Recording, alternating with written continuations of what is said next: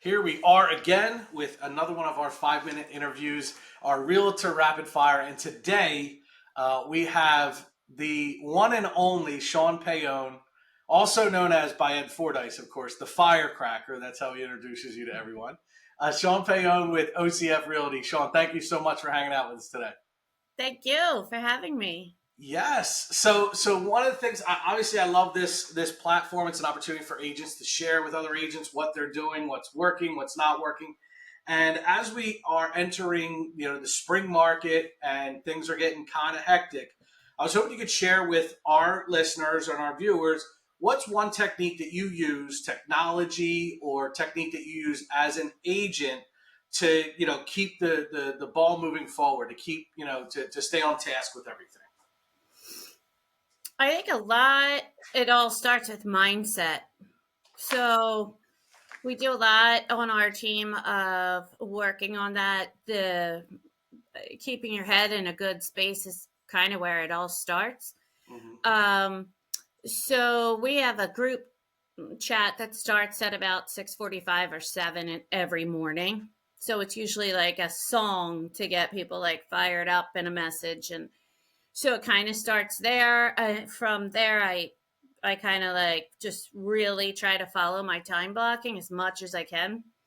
Um, and tools, we have a really awesome CRM that does a lot of legwork for us. And I'm What's the been name of your CRM? Brivity. Brivity? Okay. I know Mhm. that it's a popular one.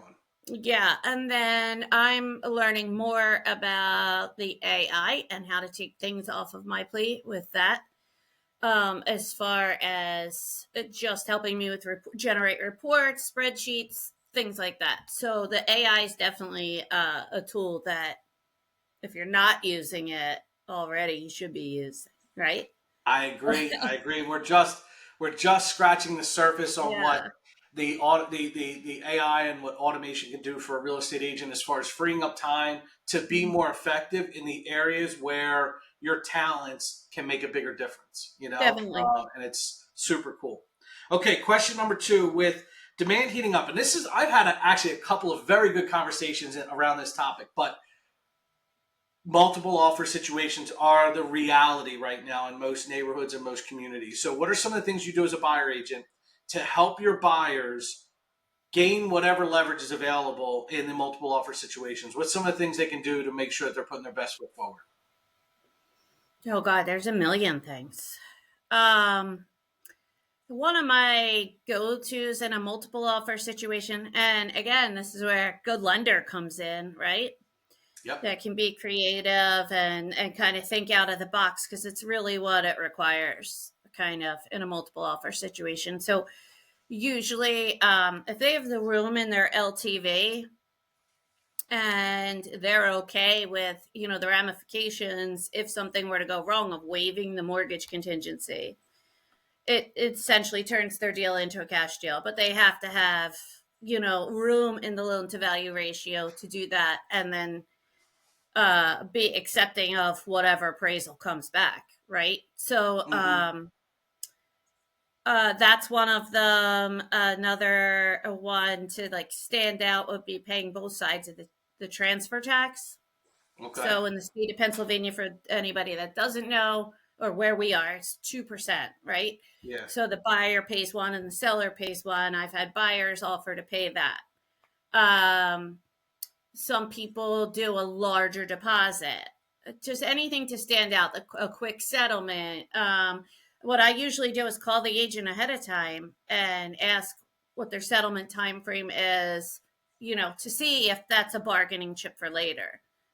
Um, yeah, really, it's just it's all comes down to how you can finagle it so that your client is not in jeopardy, and so that the seller gets what they want to. Yeah. And for agents, especially the newer agents out there, they're struggling with multiple offer situations, communication with the listing agent, like you said, picking up the phone and Mhm. calling the listing agent instead of, texting back and forth, building rapport with that listing agent is something I've heard more than one time as an important part of that process in a multiple offer situation. Would you agree? Yes, I mean, you have to call the agent. I mean, you have to. That should be your first step before you even write the offer, right? Get the expectations of the seller, and so that you can convey them to the buyer, and not set them up for disappointment and being Hmm. mad at you, and um, and try to get as much information as you can from the listing agent as to what is appealing Yeah. to the What's seller. important to them? Yeah. Got it. Cool. Awesome. All right. So last question, always a fun one. If there was a house, a dream property that you could list, what would be what property? Fiction, nonfiction? What property would you love to be the listing agent on, and why?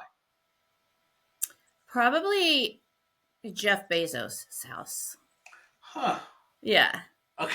Because I think it would probably be like sick with technology and I don't know. I just think it would be awesome. Do you think he has Amazon boxes on his front porch? Absolutely. Who doesn't? I just figured he grabs some stuff before he goes home and he doesn't have to. I know. I mean, the Amazon guys are here like 15 times a day. Yeah. So, Have you ever um, seen Jeff Bezos' home? Like, have you ever looked it up? I haven't, but I think he just recently moved to Florida. Oh, So interesting. it's probably, I think he's in Miami. Yeah, he bought in Really? Miami. I'm surprised he didn't just buy Miami. Probably. That's pretty cool. I'll have to look it up. I'll have to check out Jeff Bezos. You're Yeah. probably right. It probably has all the technology. It's the smartest, probably smartest house on the block. Yeah. Or like I'm sure. Zuckerberg's is probably cool. You Yeah, know, something like that. I think Zuckerberg's might be a little bit weird. Probably. I don't know what to Is expect he if I were to building like walk a in. house with like an underground bunker or something? I heard. Yeah. So, you're welcome.